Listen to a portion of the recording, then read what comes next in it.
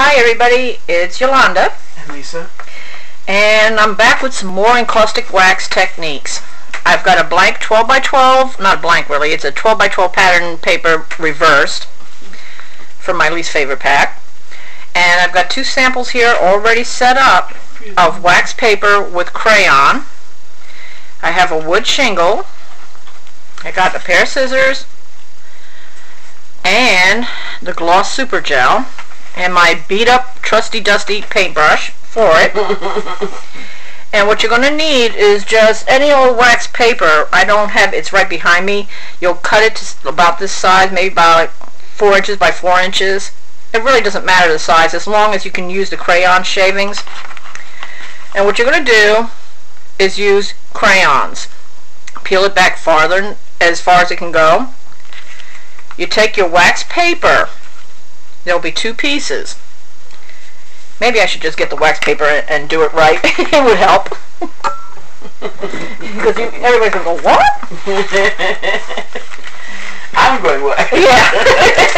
It's okay. See? Wax paper.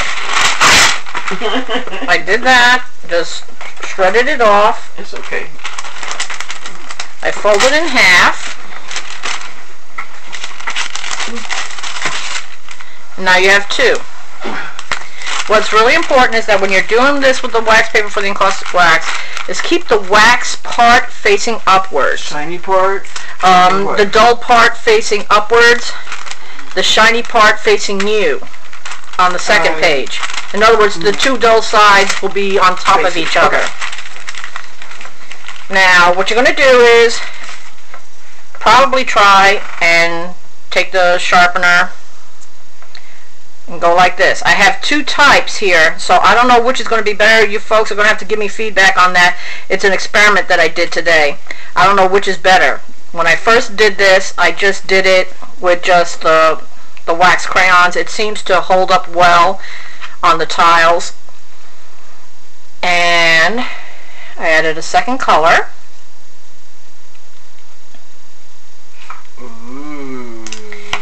Now, like I said, the dull wax paper to the dull wax paper side.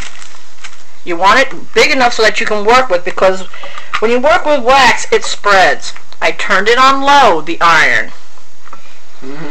Now here goes nothing. Let's see if we can smush. See, when you do that, you don't have to really do it that long. You just get your iron, and I forgot to mention again, a piece of cut off t-shirt. Wipe off the wax, the excessive wax, while it's on low. Don't burn yourself, folks. You don't want to crispy critter your fingers.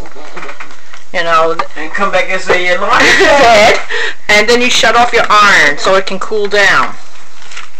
Now, as you'll notice, this has come down to a nice melted mass. On my samples, that's just the crayons. My experiment today, I used the super heavy gel as a base on the wax paper side, the dull wax paper side, right over here. Then I added my crayon shavings. I don't know which is going to work better. So that's what I put onto the wax paper, the dull side, on sample number 2. Then I added the crayons. And when I did that, I put the other dull side on, and I melted it, put the iron on it, melted it, and it came out like that. Which one do you like better? I like the one that actually had the Liquitex glossy super gel in it, but I just don't know, since I didn't go kaboom when I did it.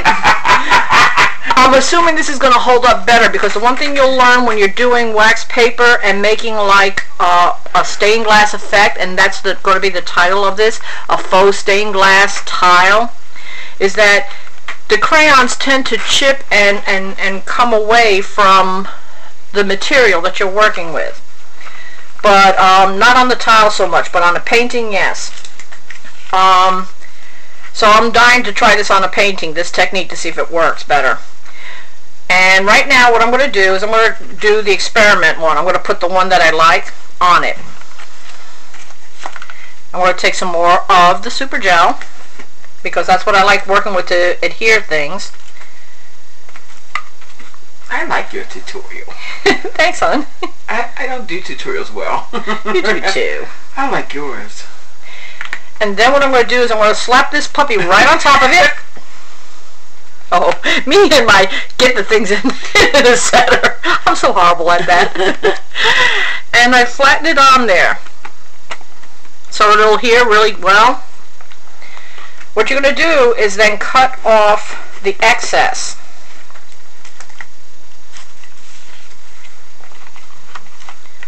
When you cut it off, what you're going to finally do is put another layer of super gel on there. You want to do this because you want to seal the edges. If you don't, the crayon and everything else will start flying around off the edges, and you'll have a holy mess on your hands. And it'll be direct opposite of what you want. Now, as you see, this tile hasn't been gelled over, but it's just starting to get the effect I want. It looks like a stained glass tile. And then now I'm going to put the super gel on it to seal it.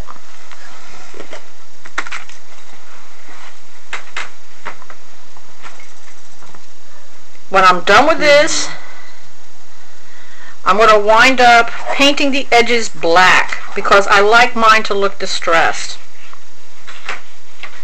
More than likely I'll put some Distress ink, Tim Holtz Distress ink on it. And then I'll wind up, like I said, letting it dry. And then I'll go over with black paint or medieval paint because I really like medieval gold. It's really sweet. And that's it. That's your faux stained glass tile. The wax paper gives that stained glass effect, and the crayon simulates something like you wouldn't expect to find. You would think that it wouldn't work, but it really does. So there's a faux stained glass tile for you folks. Talk to you later. Bye. Bye.